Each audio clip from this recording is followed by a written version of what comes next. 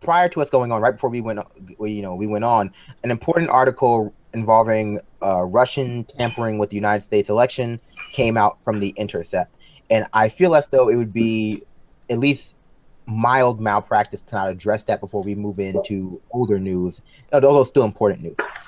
So, John, tell us what The Intercept found. Okay, so The Intercept found a document from an NSA contractor that was directly from the NSA that showed that, and again, this is the NSA documents making this accusation with no technical data to back it up, that Russia or the GRU was using a campaign of hacks and a multi-step process to get to local election officials and get to systems that oversee voter rolls. Now, what that means is basically they were using something called spear phishing to get information about a certain company. They name the company, or they don't name the company in the document, but they guess the company in the article. And then they use that information that they gathered from that one company to then send the local officials emails that were, again, a second part of a spear phishing campaign to get access to their machines by putting on a Word document that had a shell script for Word. In the background, possibly set up a beacon or possibly set another malware package to be downloaded. Okay, so what does that mean? I know what that means, but what does that mean in terms of Russia's role in hacking the election? Like, is it definitive that they did it? I mean, I'm speaking rhetorically, but I want you to get to the meat and details of this particular article. What does the article prove? So far, the article proves that a spear phishing campaign went on to get to local electors. That's it. They found some shell data, a shell script, or at least the NSA says they found a shell script and a Word document that allows them to set up something that allows for the local machines that are affected to have remote control. Now, does that? And the NSA even goes further into the article saying that they don't know whether or not it affected the election. They don't have any evidence that it did. They don't have anything. All they have is this spear phishing campaign. So, and again, like I said at the very beginning, nothing in the NSA document or even the article substantiates the claim that it was Russia that did this. And multiple people inside, even in the article, were quoted as saying this is not a very sophisticated campaign, which means it doesn't necessarily have to be a nation state. This could be anyone. And I pointed you to this earlier, Brandon. There was a guy, and there's an article in Bloomberg called How to Hack an Election. There was a guy from South America who did this this same exact thing in multiple elections across South and Central America. Now, why it was different there versus us, we do not have a centralized voting system. All of our machines are now are remote, locally controlled, and most of them are not equipped with any type of either Bluetooth or internet capabilities. So they did not get to the voting machines. What did happen, though, is that they were allowed to get to possibly the second-party software that is allowing vote registration access for people working at polls.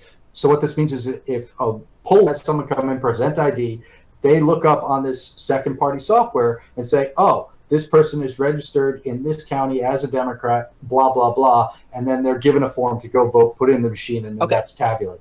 Okay, so no hacking voter machines. This is not that. This is not them individually hacking voter machines. This is not them tampering with the digital records of voting after the election.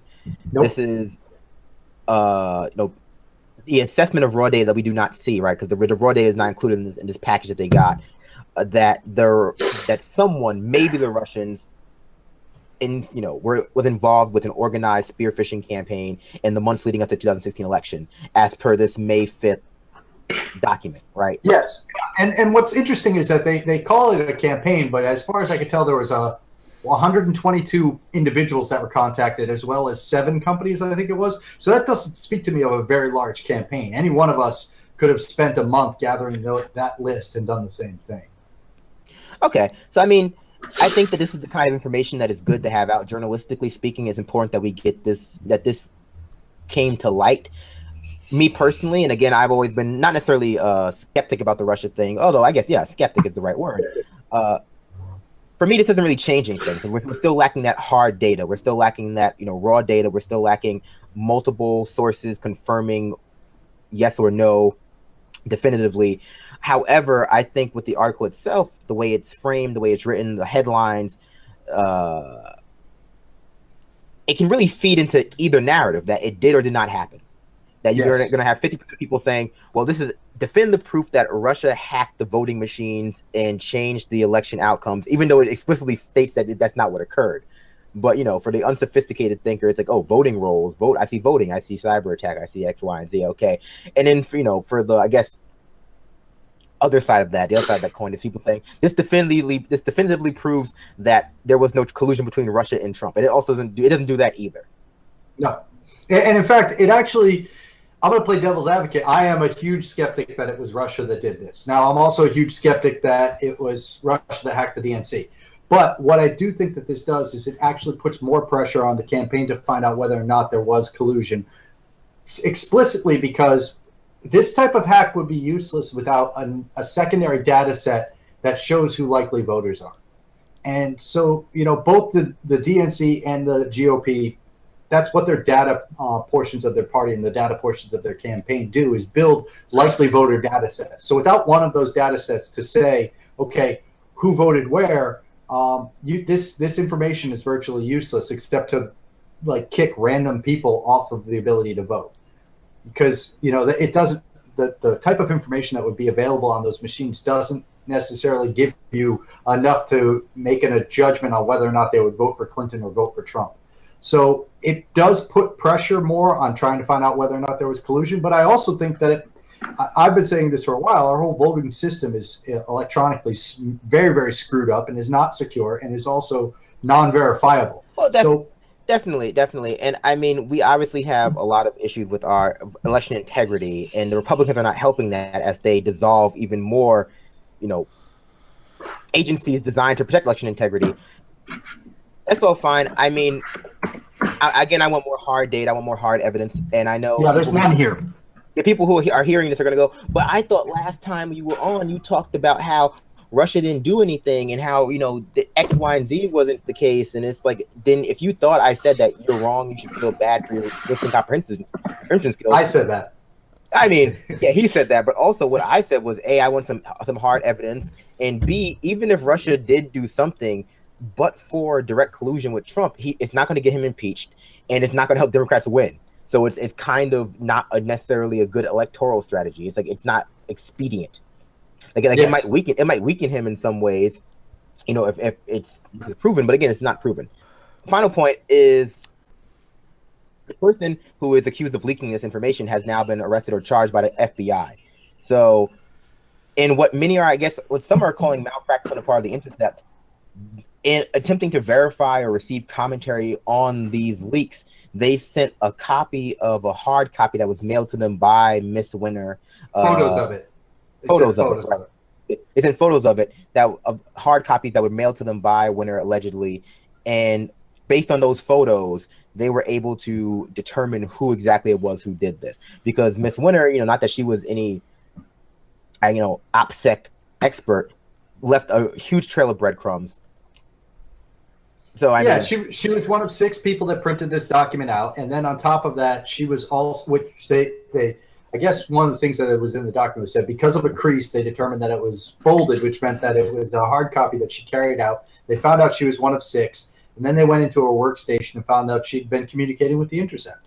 Now, whether that was communicating with the Intercept on her Gmail account from her own workstation or communicating with the Intercept from her work email address, that to me is the part that speaks of incompetence on the Intercept's part. Yeah, I mean, if the Intercept is actually, guilty, or not guilty is the wrong word, but if they did in fact send high-ranking officials photocopies of hard copies, that speaks to a level of sloppiness that I don't expect from the Intercept. I mean, I would expect them to know better how to protect their sources, but it's what it is. Anyone else want to comment on this story? Because I'm like, there's just not really that much here. I know, again, people are going to say, oh my God, but 17 individual agencies confirmed. No, they didn't. They didn't. 4 did. If you think it was 17, it's because you've been lied to. And Clapper came out and literally said that it was not 17. So I don't know what to tell you. And to which degree any of them were confirming what is another story. It takes even more detail. As far as the story itself, go ahead. No, go ahead, finish it. To the story itself, I think, yeah, I did read. I feel like I read or heard that she was actually working from home. Did anybody else hear that, or is that No, okay? But she was at some sort of facility, is what you were under the understanding of. that was my understanding from reading the FBI document. All right. Yeah, as this was breaking, I that might have been just from a tweet that I saw, or it might have been over the CNN or MSNBC over the TV that I just kind of only half heard or something. So I wanted to hear if anybody had any clarification on that. Otherwise, yeah, there was a large trail of breadcrumbs that I think could have been avoided but also I think it's interesting to see where this is going to put people regarding their position on leaks and leakers, as far as punishing in them and what they say and so on and so forth. But yeah, I mean, and there's a lot of people. Okay, there was a lot of people that were saying that this actually sounds more, and I'm talking to Deirdre right now. Hi, Deirdre. She said that it sounds more like an NSA plant throughout the entire chain. Like this is something that they're making up to discredit the intercept. And that's a completely plausible scenario because, let's face it, this is the NSA. You know, this is the agency that was called, there is no such agency for a very long time. No, I agree. I mean, I'm not really in the practice of trafficking in conspiracy theories or like ascribing a level of competence to our intelligence community that they don't necessarily deserve.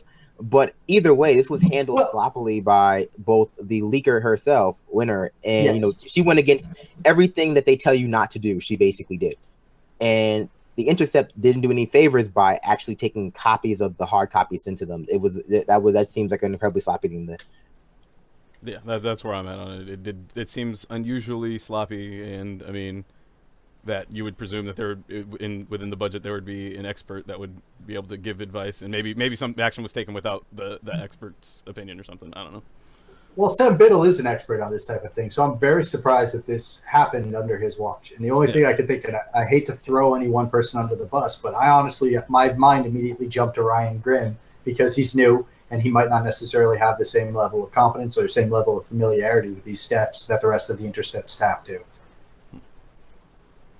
That's it for me. That's it for the story for me. I don't have anything else to really add about it. I'm interested in seeing more information, again, more hard information based on what they believe happened with Russia in these particular incidents, and more direct relation, more hard evidence that it was actually Russia doing it.